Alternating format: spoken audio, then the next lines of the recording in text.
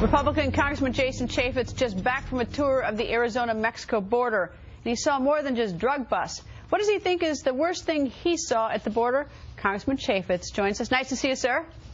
Hey, thanks, Greta. Okay, so having looked at the border, what stands out in your mind? What did you see? Well, there are thousands of good men and women who are down there trying to do the right thing in a very difficult situation, but that border is still very porous. We don't have exposure. We can't visibly see what's going on that entire border. And then you have parts of the border where you have this big, for instance, 18-foot fence that becomes virtually little fence and then no fence. You don't have to go very far out of town to find easy access across the border. And then you just see thousands of people coming across the border and taking advantage of the system. What are they taking advantage of in terms of the system? Well, you know, one of the things I saw were these little kids. It was down at the Naco Elementary School at 2:15. School lets out. These are elementary age kids. And what you do is you watch them walk 2 blocks to the border. There's no adult in sight. There's no adult supervision. And I watched them literally walk across the border as the CBP person told me, home to Mexico. They just, every day, these kids wake up in Mexico, that's where they live, they go to school in the United States, and they just walk home. They cross an international border as if it is nothing. No checks, no paperwork, no looking in the backpacks, no adults. That is but one little example of taking advantage of U.S. taxpayer dollars, and there are thousands of these things happening all across the border. It's just unbelievable.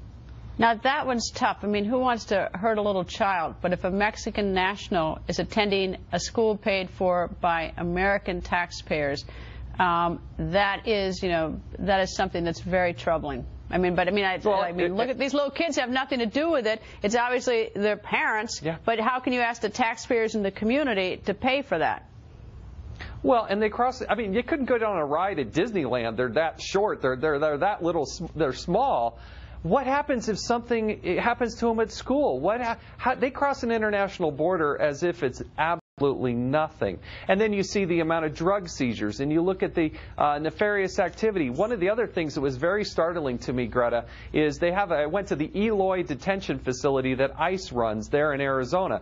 1,500 inmates. 900 of them were what they call OTMs, or other than Mexicans. So let's not pretend that this is just a problem with Mexico and you got some people that are just trying to get their kids to go to school.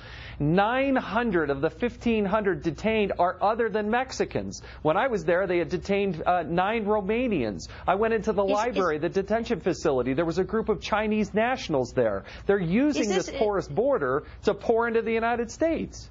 Is that facility a regional facility, meaning that Yes. that they pick up people coming across that particular border? It's not like they're taking people who come in from the Canadian border and they're just housing them there. Of these 900 of the 1,500, these are nationals coming across the U.S.-Mexican border? Well, they were probably detained by an ICE officer and could be in a variety of different areas.